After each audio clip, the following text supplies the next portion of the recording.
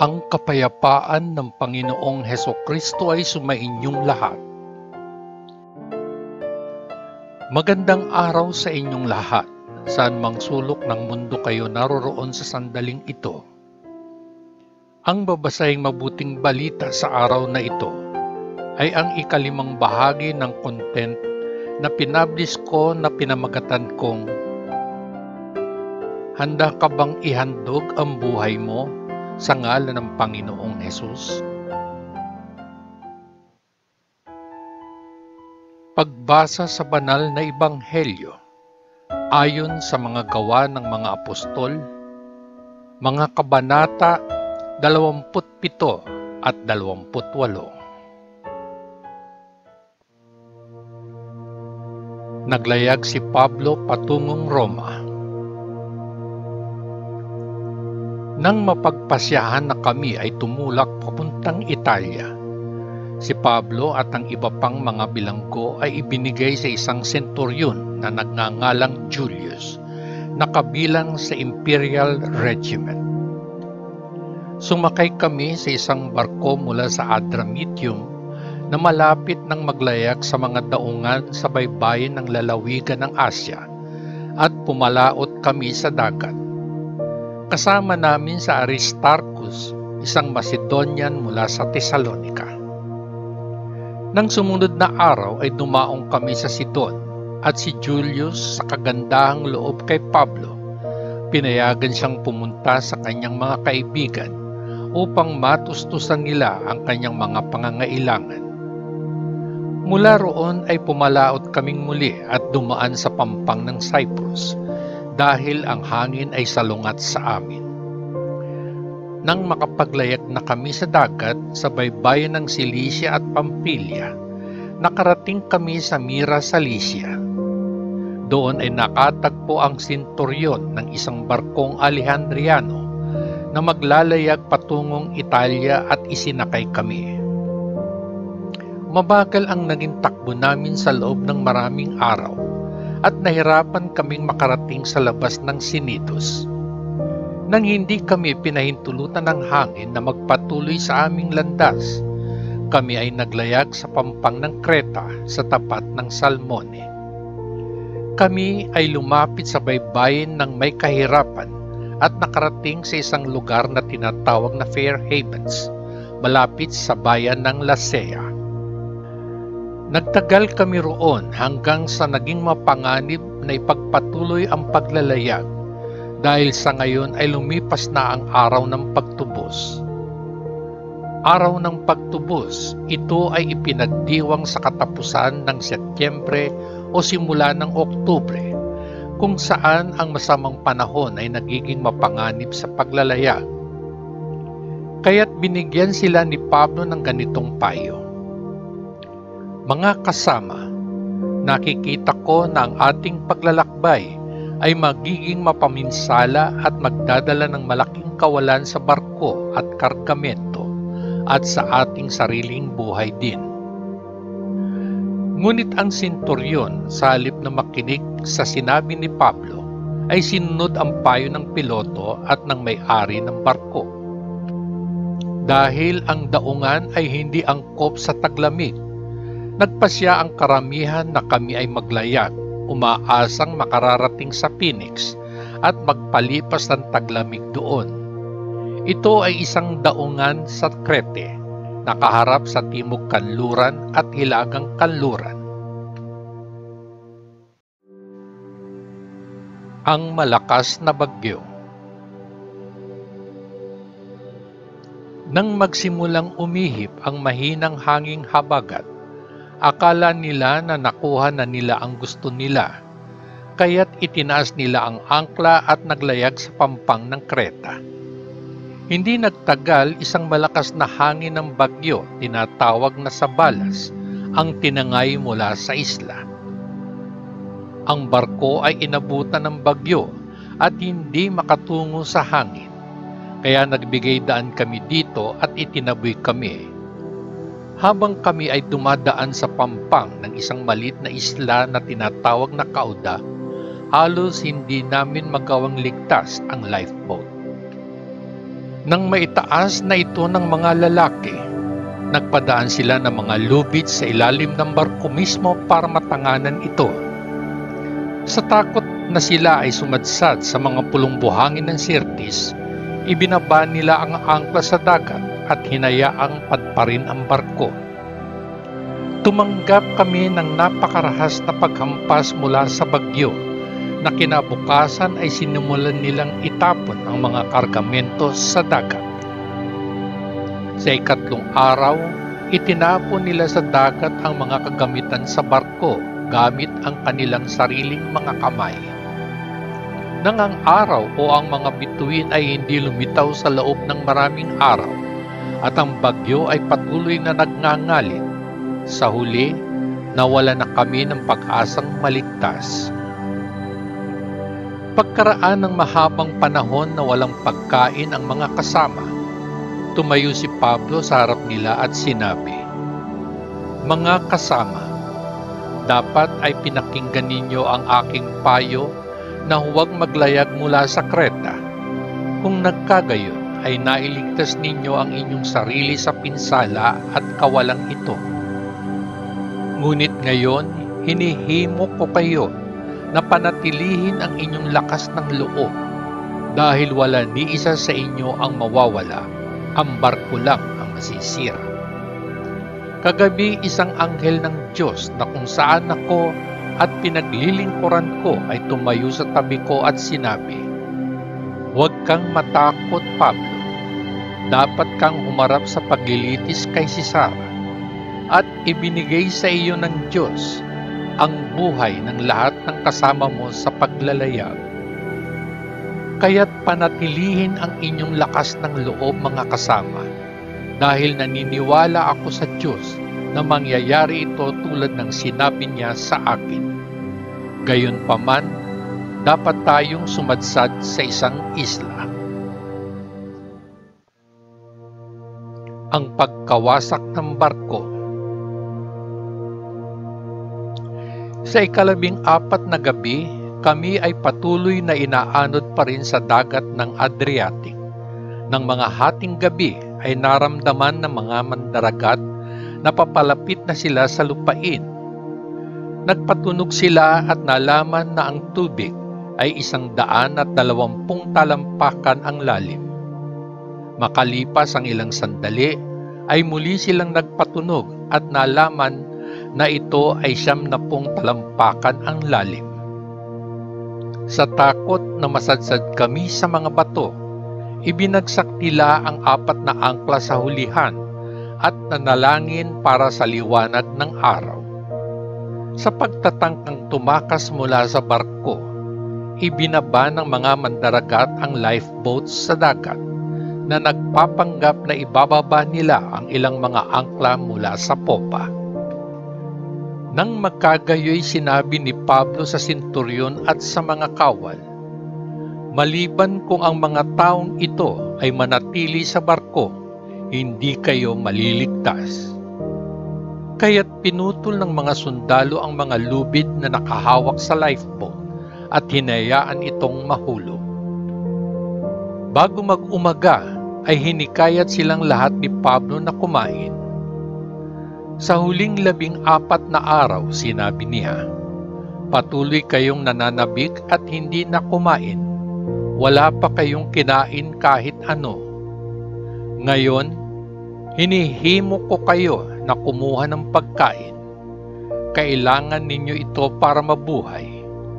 Walang sino man sa inyo ang mawawalan ni isang buhok sa kanyang ulo." Matapos niyang sabihin ito, kumuha siya ng tinapay at nagpasalamat sa Diyos sa harap nilang lahat. Pagkatapos ay pinilas niya ito at nagsimulang kumain. Lahat sila ay napalakas ang loob at kumain.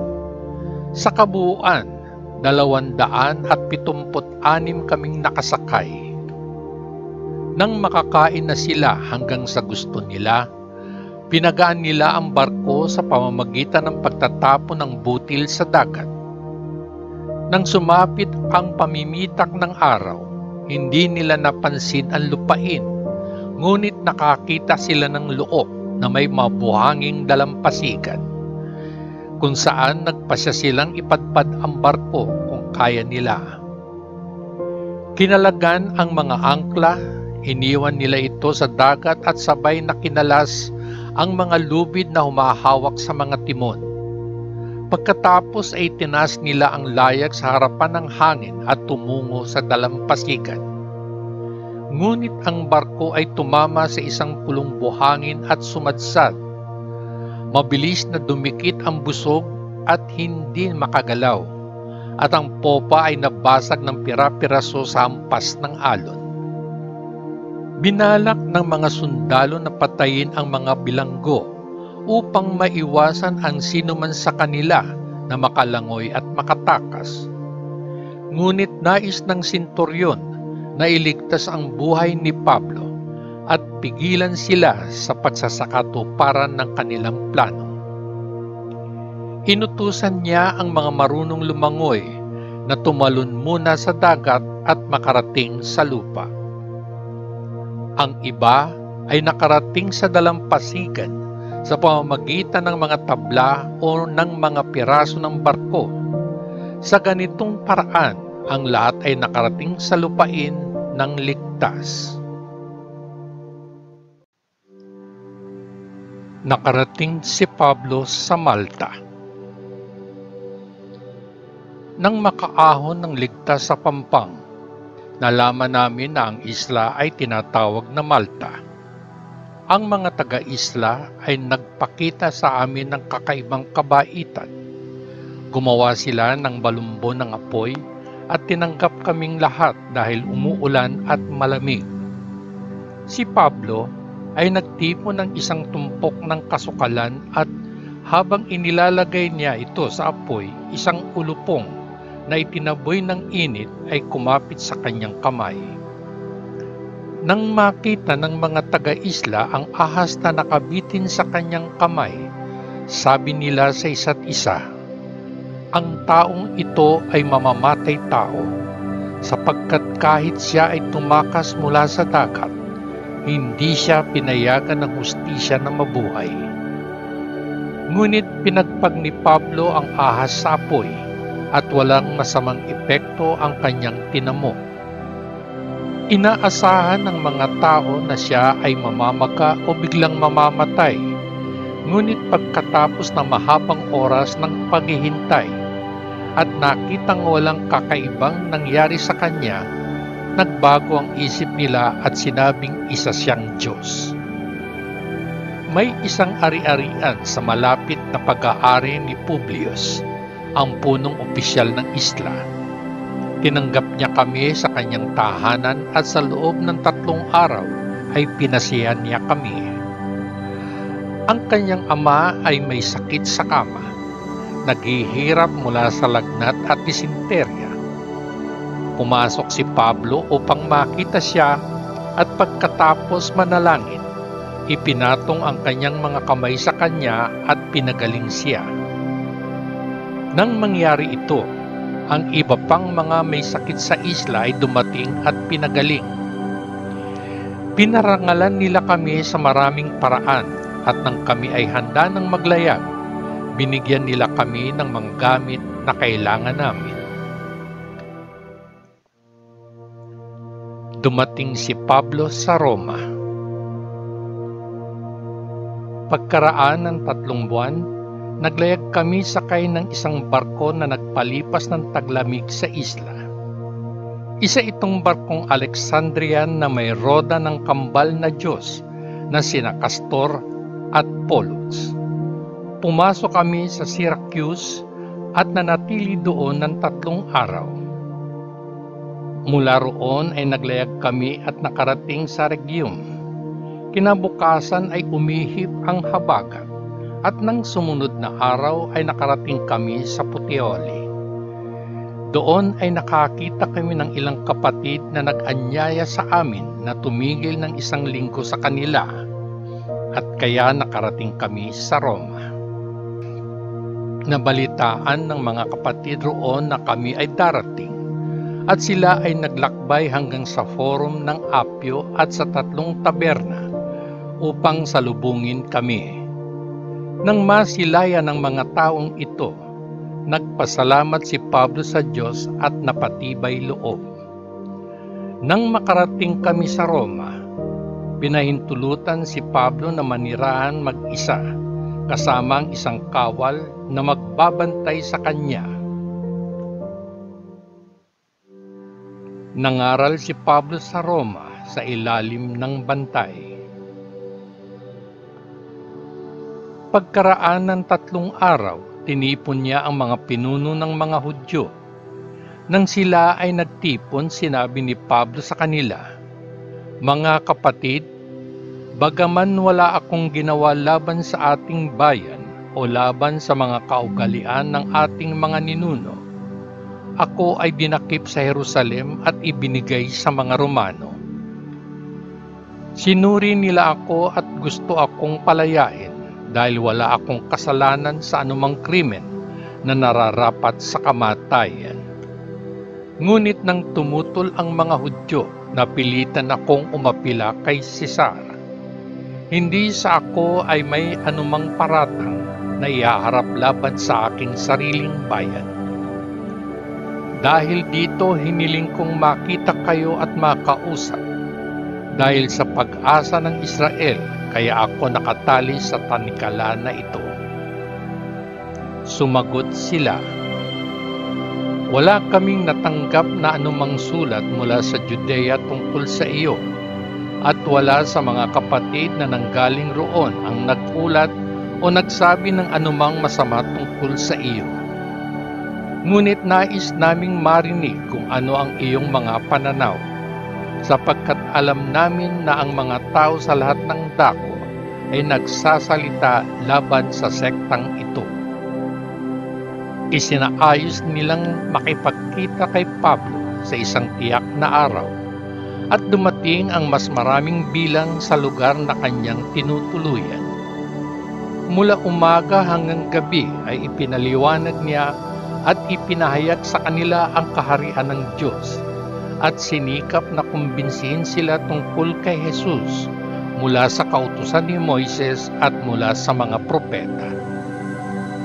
Ang iba ay kumbinsido sa kanyang sinabi, ngunit ang iba ay hindi naniniwala. Hindi sila magkasundo sa isa't isa at nagsimulang umalis pagkatapos gawin ni Pablo ang huling pahayag na ito. Sinabi ng banal na Espiritu ang katotohanan sa inyong mga ninuno nang sabihin niya sa pamamagitan ni Isias na propeta. Pumunta sa mga taong ito at sabihin, "Palagi kayong makakarinig, ngunit hindi makakaunawa. Palagi ninyong makikita, ngunit hindi ninyo malalaman. Sapagkat ang puso ng mga taong ito ay naging matigas. Halos hindi nila marinig gamit ang kanilang mga tainga, at ipinikit nila ang kanilang mga mata. Kung hindi, baka makakita sila sa kanilang mga mata, makarinig sa kanilang mga tainga, maunawaan ng kanilang mga puso at magbalik loob, at pagagalingin ko sila. Kaya't nais kong malaman ninyo na ang pagliligtas ng Diyos ay ipinadala sa mga hintil at sila'y makikinig." Pagkatapos niyang sabihin ito, umalis ang mga Hudyo, masugid na nagtatalo sa isa't isa. Sa loob ng 2 buong taon ay nanatili roon si Pablo sa kanyang sariling inuupahang bahay at tinatanggap ang lahat na pumupunta sa kanya. Buong tapang at walang hadlang ay ipinangaral niya ang kaharian ng Diyos at nagturo tungkol sa Panginoong Hesukristo. Ang mabuting balita ng ating Panginoon. Salamat sa Diyos Ama sa langit. Sa ngalan ng Panginoong Hesukristo na ating manunubos. Amen. Amen. Amen. Peace.